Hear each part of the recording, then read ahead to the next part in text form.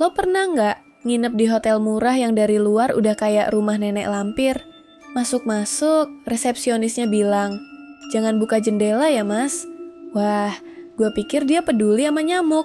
Ternyata yang masuk bukan nyamuk, tapi arwah penasaran. Malam ini, gue bakal ceritain ke lo kisah serem dari kamar terkutuk, kamar 308. Siap-siap ya, jangan lupa nutup jendela lo.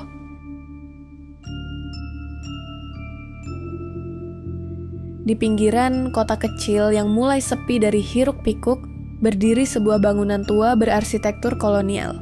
Catnya mengelupas, jendelanya tinggi menjulang dengan kaca buram, dan rumput liar tumbuh liar di pelataran depan. Hotel itu bernama Seroja Indah, penginapan murah yang kini hanya dikunjungi mereka yang tidak punya banyak pilihan. Bangunan itu menyimpan sejarah panjang. Dahulu, sebelum menjadi hotel, tempat itu adalah rumah sakit jiwa di era kolonial. Beberapa orang percaya bahwa mereka yang dulu ditinggalkan di dalamnya masih belum sepenuhnya pergi. Hari itu, seorang pria bernama Rangga datang untuk menginap semalam. Ia ditugaskan kantor ke daerah itu untuk urusan survei proyek. Dan karena semua penginapan penuh, Seroja Indah jadi satu-satunya pilihan. Saat Rangga masuk ke lobi, ia disambut oleh suasana yang ganjil. Dinding tinggi, lampu gantung tua berayun perlahan, dan suara jam dinding berdetak tanpa henti. Di balik meja resepsionis, duduk seorang pria tua dengan wajah datar. Tak banyak bicara. Hanya matanya yang sesekali melirik tajam. Ketika melihat kunci kamar yang akan diberikan, ekspresi pria tua itu berubah. "Kamar 308, katanya pelan. Ia diam sejenak, lalu menatap Rangga dalam-dalam. "Jangan buka jendela malam-malam." Rangga hanya mengangguk, mengira itu sekadar saran agar nyamuk tak masuk. Ia naik ke lantai 3 melalui tangga kayu yang berderit.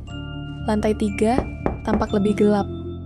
Lorongnya panjang, sunyi, dan entah kenapa, setiap langkah Rangga seakan disusul langkah lain, seolah ada yang ikut berjalan di belakangnya. Kamar 308 berada di ujung lorong, paling pojok. Saat membuka pintu, bau lembab langsung menyeruak. Tirai merah tebal menutup rapat jendela besar. Lampu kuning redup menggantung, dan udara di dalam terasa berat. Rangga menaruh tas, membuka sepatu, dan mencoba merebahkan diri. Namun malam itu, tidur tidak datang. Pukul 1, lewat 13 menit. Suara ketukan terdengar dari arah jendela. Tok, tok, tok. Awalnya pelan, tapi lama-lama semakin keras. Rangga menahan napas. Ia berjalan pelan ke arah jendela dan menarik tirainya. Kosong, gelap, tak ada siapa-siapa. Tapi saat ia berbalik hendak kembali ke tempat tidur, ada bekas tangan berdarah menempel di kaca. Masih segar, menetes. Rangga tersentak. Tubuhnya gemetar. Ia membuka pintu dan berlari ke bawah. Tapi saat sampai di lobi, tempat itu kosong. Tidak ada siapapun. Meja resepsionis tak berpenghuni. Telepon mati. Semua sepi. Ia memanggil-manggil. Namun, hanya gema suaranya yang menjawab. Dengan langkah gemetar, ia kembali naik ke atas. Tak ada pilihan lain selain masuk kembali ke kamar 308. Namun saat pintu kamar dibuka, semuanya telah berubah. Dinding kamar bukan lagi berwarna krem usang, tapi putih kotor. Tempat tidur berubah menjadi ranjang besi berkarat. Bau obat, karbol, dan darah menguar kuat. Di sudut ruangan, sebuah kursi roda tua berderit sendiri, perlahan bergoyang meski tak ada angin. Rangga mundur, napasnya sesak. Dari arah jendela, muncul sesosok wanita, bergaun putih seperti pasien rumah sakit. Rambut panjang menutupi wajahnya, kulitnya pucat, dan lehernya penuh bekas sayatan luka. Wanita itu berjalan mendekat, langkahnya tak berbunyi, tapi tubuhnya bergerak pelan. Pasti. Wajahnya kini terlihat, mata melotot besar, mulutnya robek, darah menetes dari leher dan ujung jarinya. Ia menatap Rangga, lalu tersenyum. Dan dengan suara parau, ia berkata, "Aku dulu penghuni kamar ini. Mereka bilang aku gila. Mereka kunci aku. Mereka siksa aku. Aku dikurung. Aku dibiarkan mati. Dan sekarang giliran kamu. Lampu padam. Semuanya gelap. Keesokan paginya, tubuh Rangga ditemukan tergeletak di depan bangunan hotel.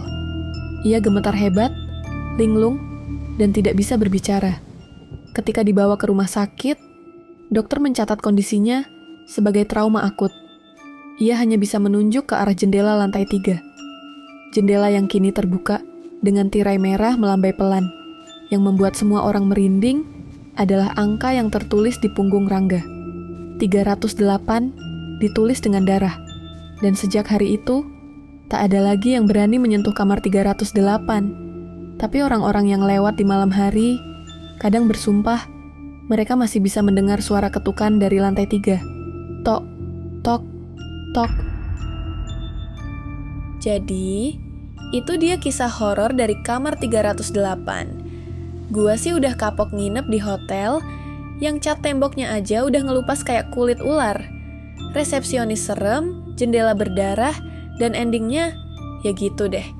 Mending tidur di kos temen yang horornya cuma tagihan listrik.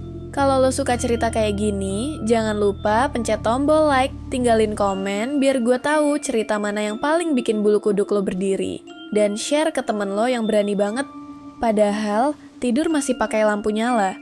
Oh iya, subscribe juga dong, biar lo nggak ketinggalan cerita horor berikutnya yang nggak kalah serem dan bikin mikir 2 kali sebelum buka jendela. Sampai ketemu di video berikutnya. Dan inget, kalau dengar suara ketukan jam 1 pagi, pura-pura tidur aja. Tok, tok.